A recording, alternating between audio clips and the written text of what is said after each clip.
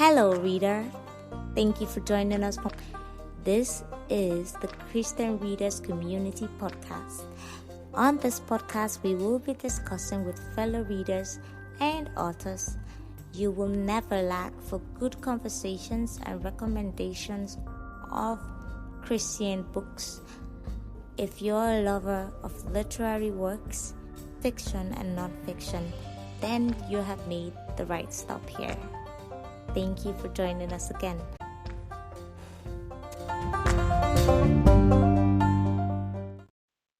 Author Cheryl Grey Bostrom writes vivid, surprising prose that reflects her keen interest in nature and human behavior. Her novel, Sugarbirds, has won more than a dozen awards, including American Fiction, Nautilus, Reader's Favorite, International Fiction, and ACFW Carroll Awards, as well as Christianity Today's Fiction Award of Merit and Christie Finalist honors.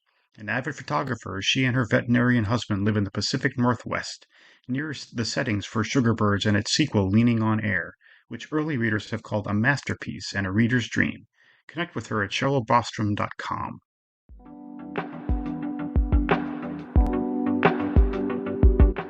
Hello, everyone, and welcome to the Christian Readers Community. I'm Faith. As usual, I'm here with another author. This lady, this is her second fiction book, but she's fast becoming, or she has become, a force to reckon with in the CF industry. Without wasting much time, let me introduce her to you. Welcome to the show, Cheryl Grey Bostrom. Oh, hi, Faith. It's so good to be here with you, and it's just a wonderful way to start the day. I'm excited to talk books. Me too. Thank you so much for coming.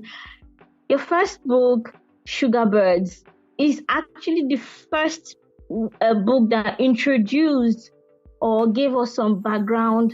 It laid the ground for the second book, Leaning on Air. And I had to rush over and read that one once I was done reading Leaning on Air. It was a beautiful book you wrote, and I have lots of questions to ask. Time is not always on our side, but I just hope we would cover a lot from Leaning on Air. I'll do my best. Yes, the Sugarbirds, they're both standalones, but Leaning on Air does continue the lives of these characters 12 years later. Celia and Burnaby are teens in Sugarbirds, and then in Leaning on Air, it's 12 years later, so they're in their late 20s when they reconnect. I think it gave me a better understanding, actually, reading Leaning on Air first before going back to Sugarbirds. Kind of gave me a better understanding, because when I started reading your debut novel, I understood more about Burnaby and the reason for his, peculiarities. Let me put it that way. And it's really like to read. So I guess, anyone who reads either the first book before the second one or reads the second one before the first book will still enjoy the story regardless. It's beautiful. Thank you. So let's talk about the stories, the topics you addressed. But before then, tell us about the book, Leaning on Air. Well, as I mentioned, 12 years have passed since Celia has seen Burnaby, and he is a neurodivergent young man, which means as a child, his autism prevented him from interacting socially well. But he's in Leaning on Air, you learn how he has changed over the years, and he has become a veterinary surgeon, and Celia an ornithologist. So when they meet, he's a devout Christ follower who really loves the concept of quantum entanglement to describe the Trinity and to describe marriage. But Celia, for whom he's held a torch all these years, has gone a different way. She's adrift. She's very passionate. She yearns for affection, but she just doesn't know who she is. And so when she and Burnaby get together, their love of science and math first attracts them. But as time goes, the way he treats her and the way he treasures her shows her a new way of relationship. And they elope on a whim, and then the story reopens, or it doesn't reopen, but it moves to where they've been married for 12 years, or 10 years, I guess. And and she's hiking to the nest of a research hawk in Washington's Palouse, which is a remote wheat country that's just breathtakingly beautiful. And she experiences a tragedy out there that she doesn't believe Burnaby can ever forgive. And so she escapes to kindness at a farm and just begins this process of deciding whether or not she's going to start over or whether she's going to continue life with him.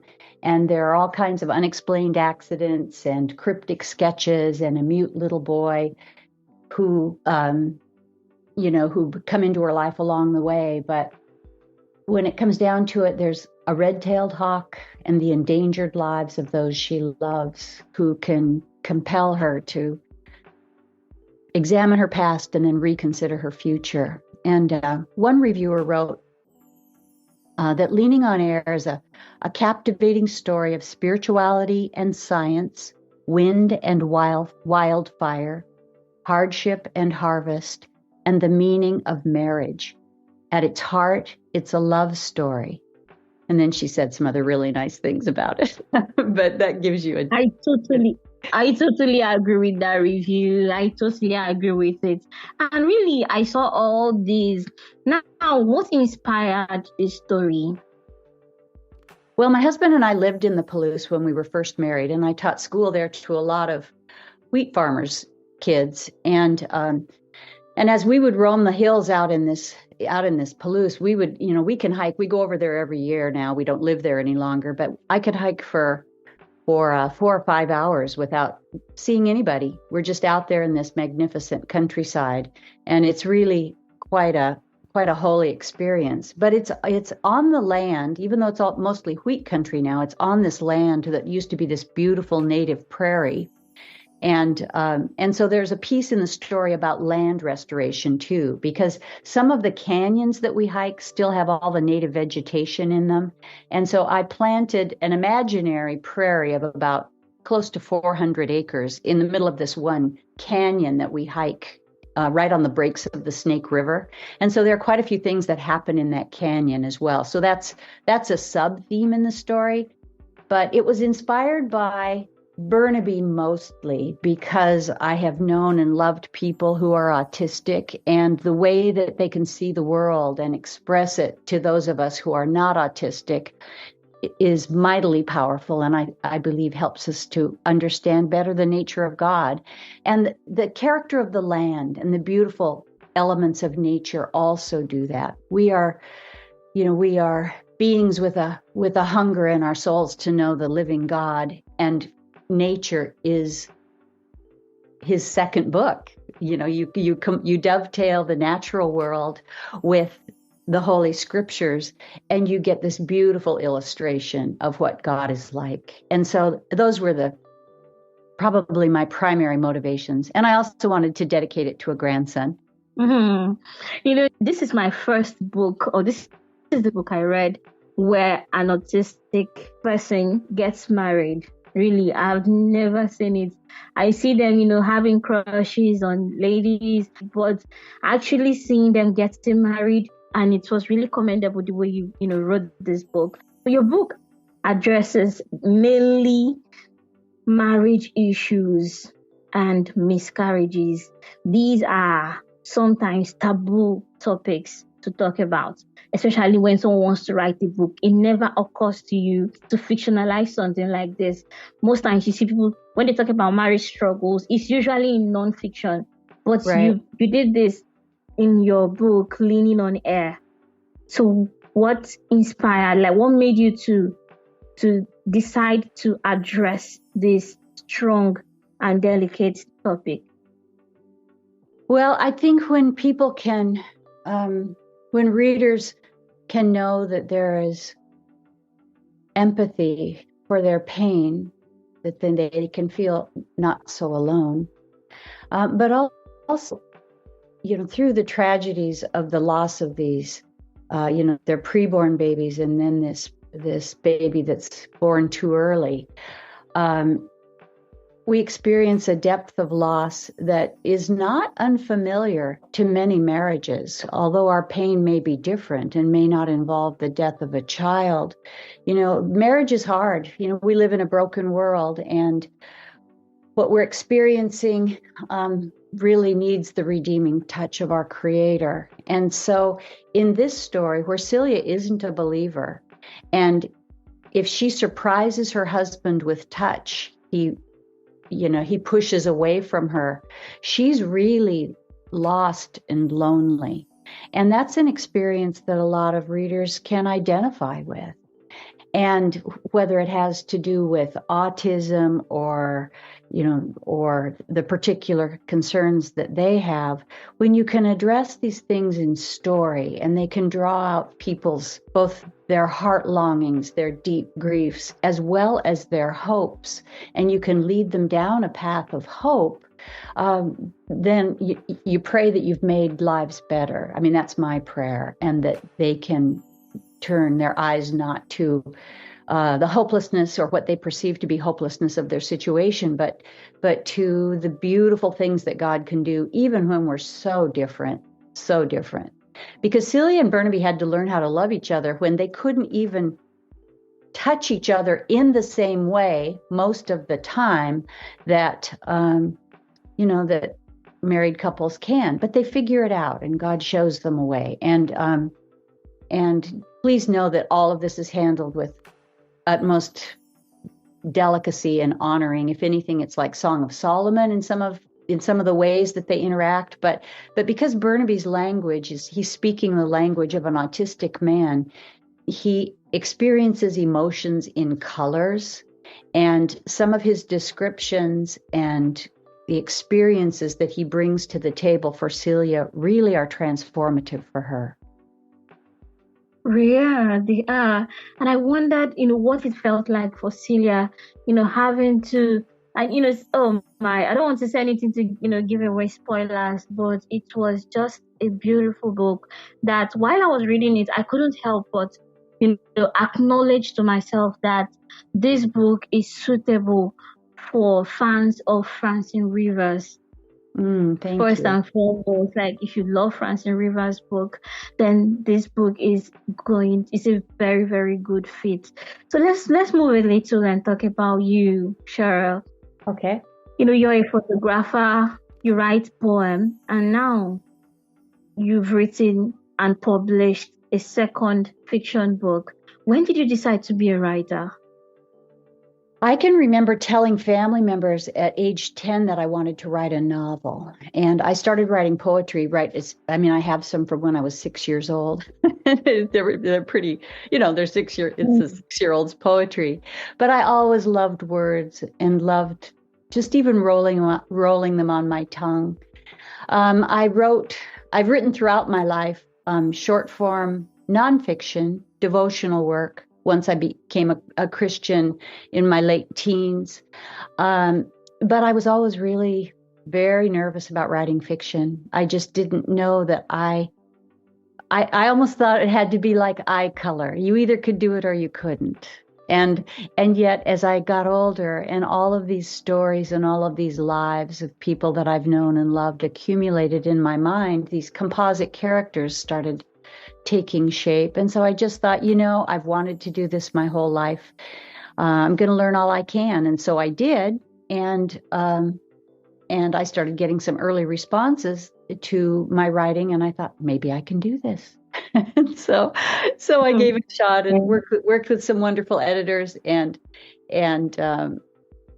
I'm coming late to the game in fiction. I'd written 2 nonfiction books earlier, and I've been a columnist and done a lot of writing and editing for other people, but this was a whole new thing. And I just feel like for this time in my life, God has me doing it. And as long as he wants me to write, I will.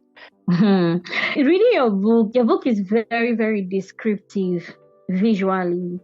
Reading your book feels like one is watching a movie. And you were a photographer before you started writing this book. How long have you been a photographer, and how does your experience play, or how does it play into your writing, especially Leaning on Air and Sugar Birds? Well, that's just a great question. I got my first nice camera in about 1980, I think. Yeah, probably, no, Wow. 80, That's a 81. long time. It is. And so I've always loved photography.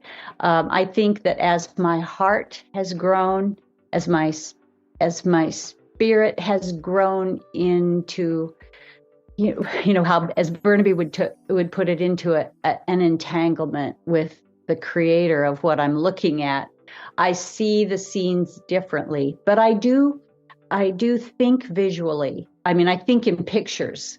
And so words are an accompanying language. But when I'm picturing a scene, or when I see a scene I'm composing a scene photographically, it's like it's alive, and it's like it's talking to me.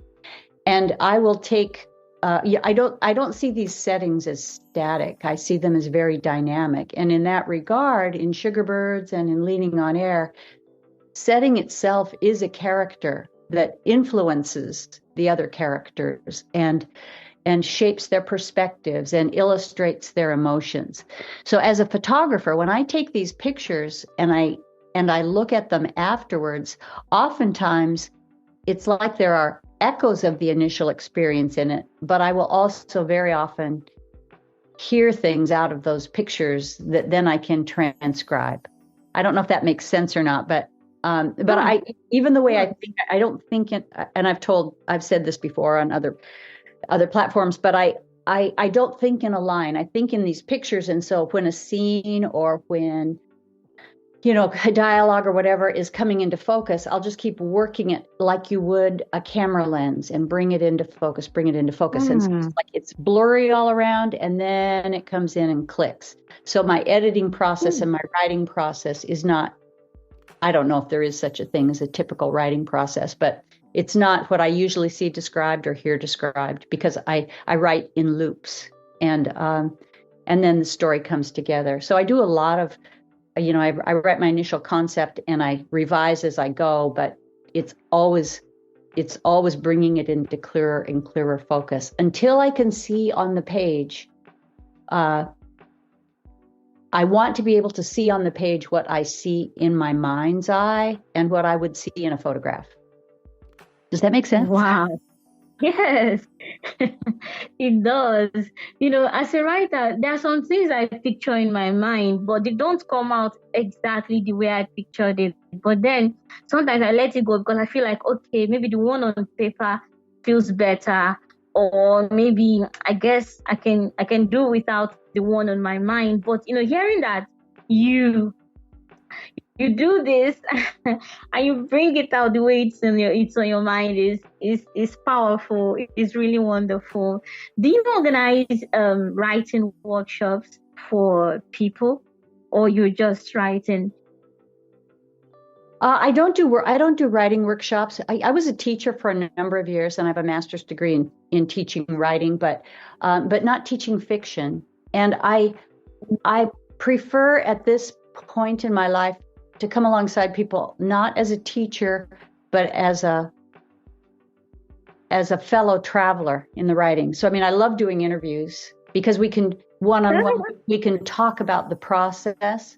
And if I'm at a workshop, not running the workshop, but if I'm at a workshop and people want to throw ideas by me or process with me, I love that, and can help extract the imagination that may be latent in people, because oftentimes writers who are starting their process wonder if they'll have anything to say, but we are fearfully and wonderfully made. And as the Lord plants these ideas, they are imparted from outside of us, and depending on whomever we're listening to, if we're listening to our holy God, we're going to be hearing one thing. If we're listening to, the voice of the enemy, we're going to be hearing something else. But it's really about learning to listen and see, and then to let your mind open yourself just to whatever God would have come through your pen. I sometimes feel like I'm a scribe, because my characters will surprise me, and they will take me places and say things and do things that I hadn't planned. And there are also times when I plan to write them, have them doing something, they just won't do it. It'll be like pulling hen's teeth. I'll be fighting that. I'll be fighting it. And finally I just go, okay, I get it. What do you want to do? And so when I plan, and so when I plan a novel, I don't lay it out with, I know some people it works very well for. They'll have sticky notes all over their wall with all their descriptions, all their scenes laid out, everything. But I set it out more like railroad tracks, and I have my characters and my setting, and I actually decide the setting before I even know my characters very well. But I'll have them, and I'll know what land I'm in, and it's land where I want to spend time for a year or so. And I'll get to know these characters, and then I will send them off. I know where I want them to go. There are rails on this track of theirs, so they're not going to get off in the weeds to either side. But along the way, they have their own volition. And I sometimes wonder if that's like free will and determinism, if you want to think about it in theological terms, because God gives us this immense freedom to choose, and this grace to be, to choose love in relationship with him freely. And yet he is the author of our lives and our ending. And so it's always that paradox, right? And as an author, that's very much what these stories are like too. These characters have a lot of freedom, a lot of volition to act in the trajectory of their storyline, but the author knows where they're going to end up.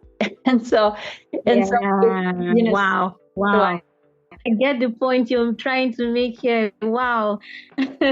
So that's it. It's just it's fun. It's fun, and for me, it's I have Carl Jung's the statement that was inscribed over Carl Jung's door in Switzerland. It says, "Bidden or unbidden, God is present." And so, as a writer, I want my work to be like that of the craftsmen who were the goldsmiths and the weavers for the tabernacle. I want it to be beautiful and an excellent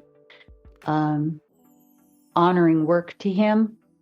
And I know I can't do that in my own strength. It's impossible. So we all need the help of the Holy Spirit or the other. Yeah.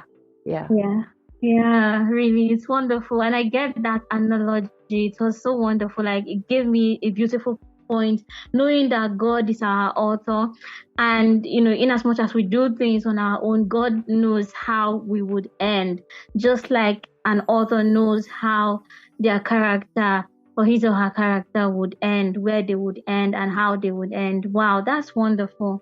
That's really wonderful. Are we to expect something else from you? Like, what's the next project you're working on? Well, I'm just in final edits on a book. Well, and I can't say the title yet because I'm waiting for the coverage. Sure. It should come any day, but it is set on the Olympic Peninsula in Washington State, which is far northwestern United States, very far northwestern. And it's in this wild river valley called the Elwha that was blocked by a couple of dams for 100 years with no fish ladders, which basically destroyed that ecosystem and destroyed the native tribe, or really wounded the native tribe that lived there. And there's quite a fascinating history to it. But the story is about a fisheries biologist who's been living. She's highly anxious, and she's very accomplished in her work, but she's reclusive, and she doesn't trust her memory, and she doesn't trust. She just doesn't trust her mind, because she has been.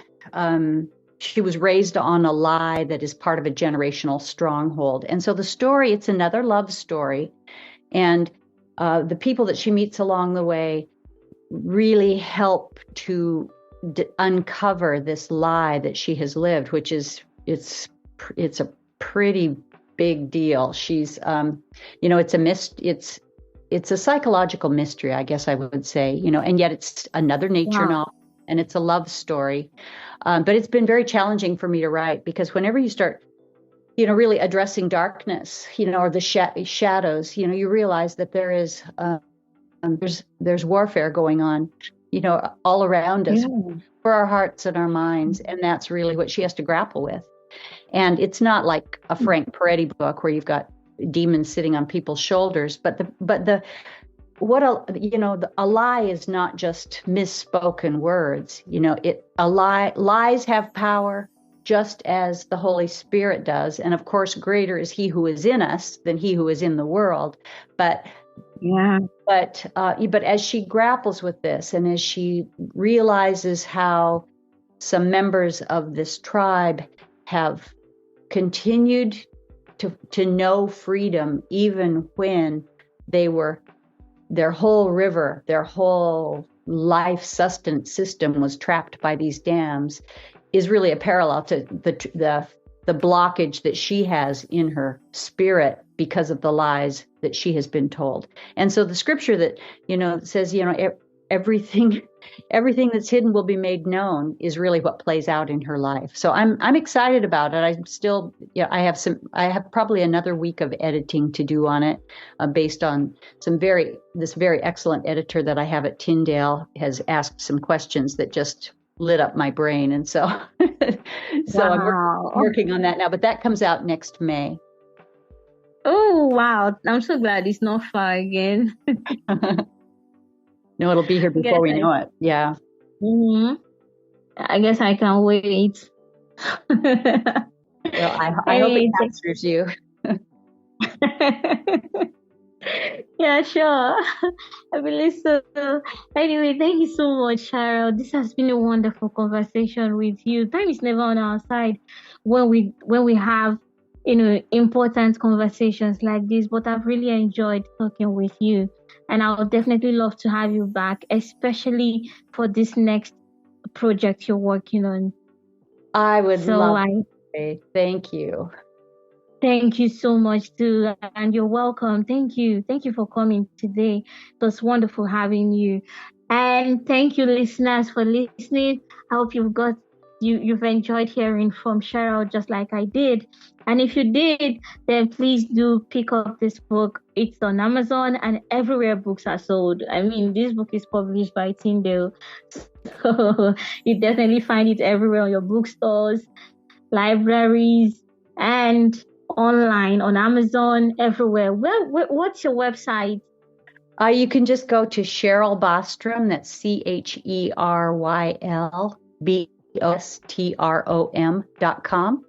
And I'm also on Substack, and the material is identical, but the CherylBostrom.com has all my archives from about 6 years with a lot of my photography. And then I'm also on Facebook, Instagram. You can find me there too. And if you write to me, I'll always write back. Mm-hmm. Sure. Thank you so much, Cheryl. Thank you so much, everyone, for listening. And until I come your way again next time, I'm saying stay safe, stay blessed, and bye-bye, everyone.